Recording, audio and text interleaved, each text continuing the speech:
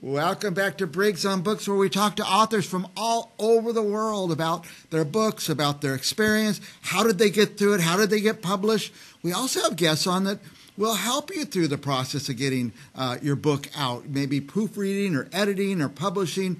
If you're a writer, author, you'll want to watch this show, but mostly if you're a reader, you're going to want to watch this show, because we always have fascinating and intriguing authors, such as our guest. Welcome, elleandrewspatt. By the way, you're the author of the Andrea Kelley mysteries. Yep, they're paranormal mysteries. They're kind of gritty detective stories with ghosts in them. Yes, I forgot the name. Oh, Andrea Kelley is the protagonist. She's right. An archivist. I hope I don't give away anything. She moves into a house, and what happens? She's living in a rental house with a ghost. An accident kind of opens her eyes to the paranormal world, and she has a BFF who's a police detective. So they solve the mysteries of the ghosts that come to her. Nice. Now she moves in. Again, I don't want to spoil anything, but she moves in, and the ghost is a kid who loves bacon. Yeah. So it's not these. Are these scary ghosts? They're not horror stories. I've had some, traditional mystery readers say that they're a little bit creepy or that there might be an eerie scene. But for the most part, the traditional mystery readers have really enjoyed it. Even the ones who haven't read that kind of a story before with a supernatural element.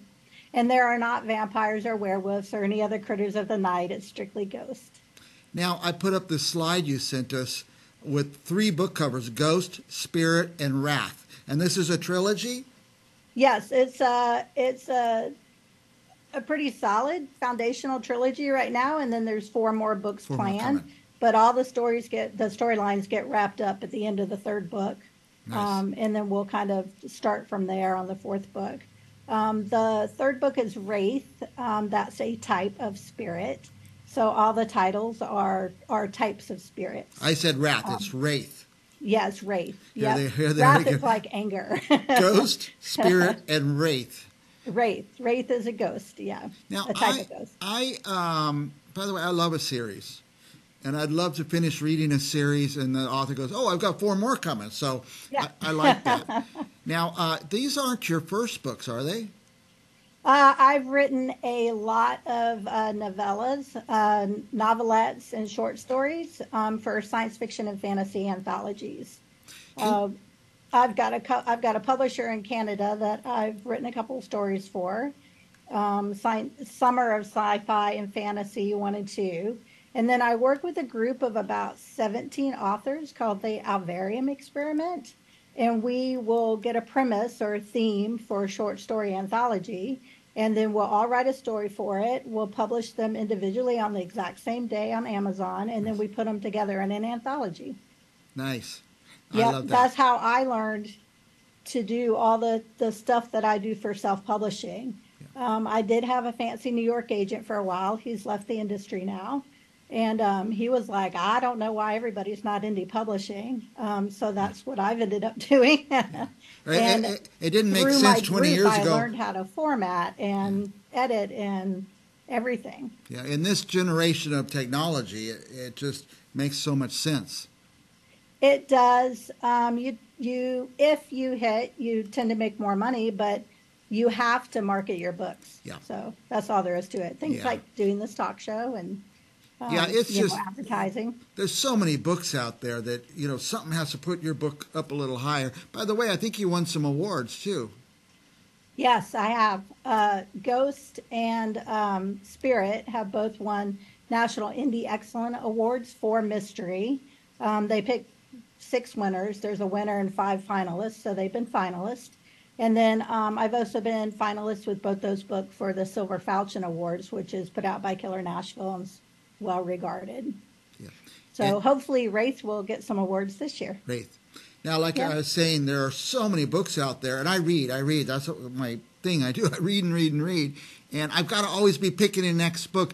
Certainly, if it's got some awards or I see a little video clip, I become personally feel like kind of know the author because I've seen them interviewed a few times. It's much easier to pick that book because there's just so many out there. That's Yeah, good. I hope all your readers out there feel the same way. I hope so too. By the way, I also make librarians cool because an archivist is basically a research librarian, yeah, and they work in their communities to preserve history. And yeah. I've had a lot of librarians go, "Wow, The librarian's cool.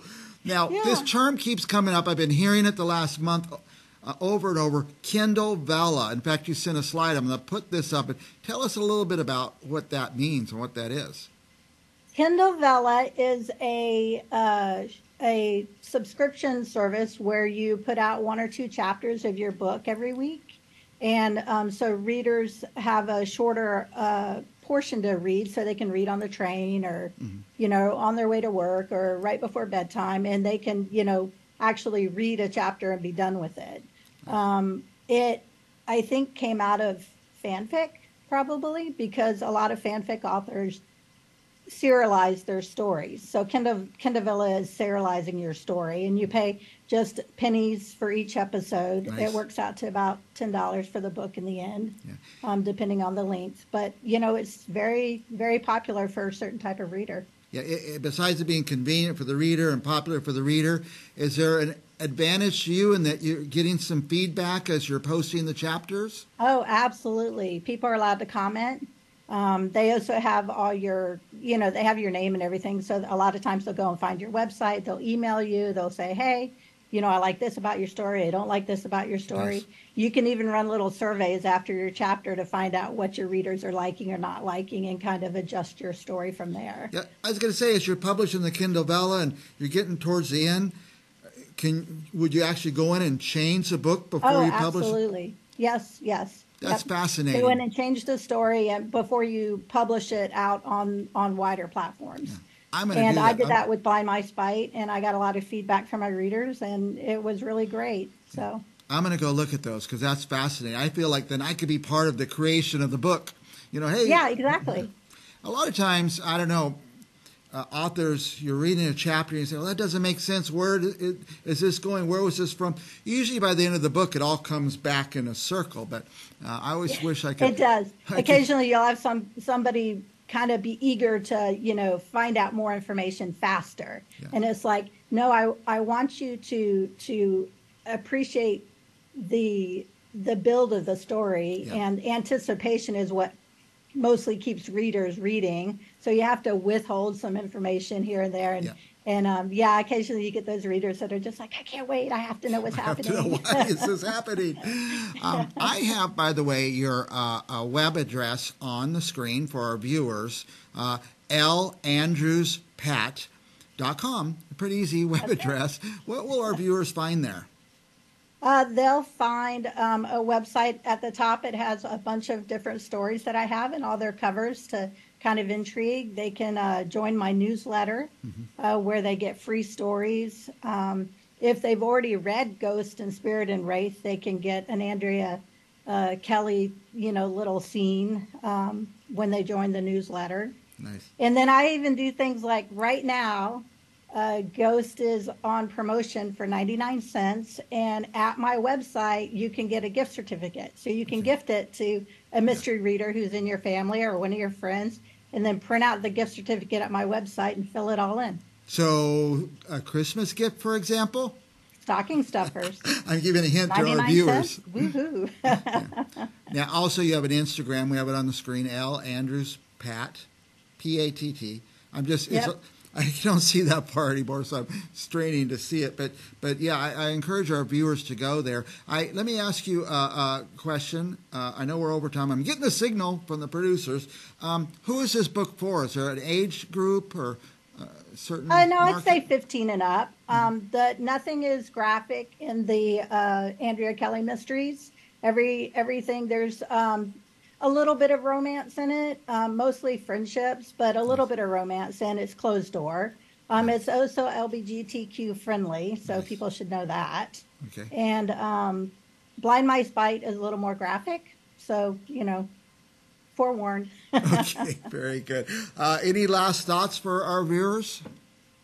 Nope. I hope y'all read and enjoy. If you like Ghost and you like a traditional mystery with, a little bit of amateur sleuth and a little police procedural and a couple of ghosts, then you'll love it. Very good. You're intriguing. You're exciting. I'm glad you came on the show. And you can see my dog and my horse on all my social media. Oh, your horse. I forgot you have horses. I have a 27-year-old horse. Oh, my gosh. That I've had her whole life.